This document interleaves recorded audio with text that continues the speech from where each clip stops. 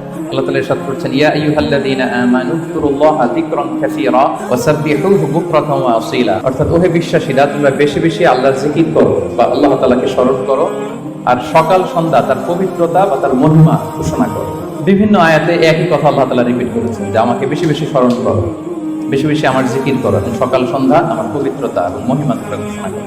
এবং বিষ্ণু ঈসা ইসলাম বিভিন্ন হাদিসে তিনি বলেছেন যে আলাইকুম বিযিকরিল্লাহ, তোমাদের উচিত বেশি বেশি আল্লাহ তাআলাকে স্মরণ করা।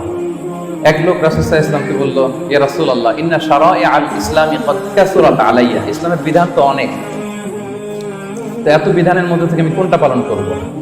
ফা আখবিরনি বিশাইইন আতাশাব্বাসু বিহি, আপনি একটা আমাকে বলে দেন যেটা আমি আঁকড়ে ধরে থাকি, সবসময় করবো, এটা এরকম একটা বলেন।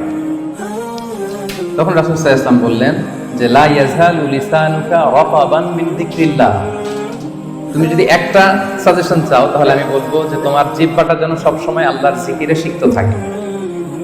সবসময় তোমার জিহ্বাকে, তোমার লিসানকে, তোমার জবানকে আল্লাহর জিকির দিয়ে তুমি সিক্ত রাখো।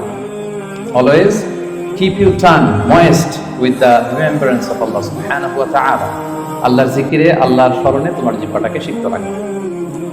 তো তার মানে কোরআনের এই আয়াত এবং রাসূল সাল্লাল্লাহু আলাইহি ওয়াসাল্লামের মুখ নিঃসৃত হাদিস থেকে আমরা বুঝতে পারলাম যে আমাদের সবসময় আল্লাহ তাআলাকে বেশি বেশি স্মরণ করা উচিত।